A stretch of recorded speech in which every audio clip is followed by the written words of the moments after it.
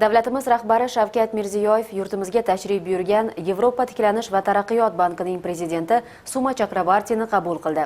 Uchrashuv davomida istiqboldagi hamkorlikning qo'shma dasturini tayyorlash hamda kichik biznes subyektlari loyihalarini har tomonlama qo'llab-quvvatlash va ularga yordam ko'rsatish bo'yicha hamkorlikdagi tadbirlarni amalga oshirish masalalariga alohida e'tibor qaratildi.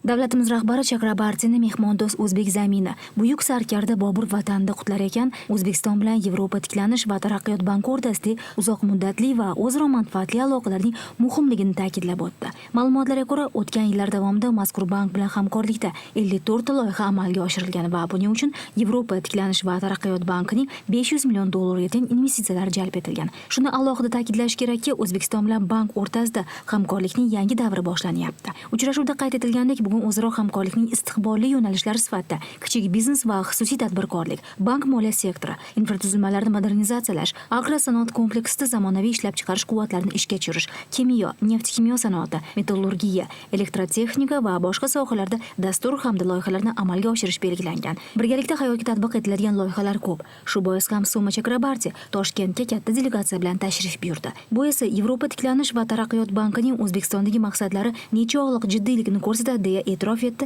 Shavkat Mirziyoyev. Davlatimiz rahbari O'zbekistonda amalga oshirilayotgan keng islohotlar bilan mehmonni tanishtirdi. Uchrashuvda qayd etilgandek, asosiy maqsadimiz chuqur ijtimoiy-iqtisodiy islohotlarni davom ettirish va shu orqali aholining hayot darajasini oshirishdan iboratdir. Buning uchun xalq bilan ochiq muloqot yo'lga qo'yildi. Muloqot davomida alohida e'tibor O'zbekiston bilan Yevropa tiklanish va taraqqiyot banki o'rtasidagi hamkorlik dasturini ishlab chiqish, shuningdek kichik biznes loyihalarini qo'llab-quvvatlash bo'yicha birgalikda tadbirlar o'tkazishga qaratildi. Yevropa tiklanish va taraqqiyot banki prezidenti Shavkat Mirziyoyevga samimiy muloqot va ikki tomonlama munosabatlarni qo'llab-quvvatlayotganligi uchun minnatdorlik bildirib, bank O'zbekiston bilan uzoq muddatli va keng ko'lamli hamkorlikni rivojlantirishga tayyor ekanligini bildirdi.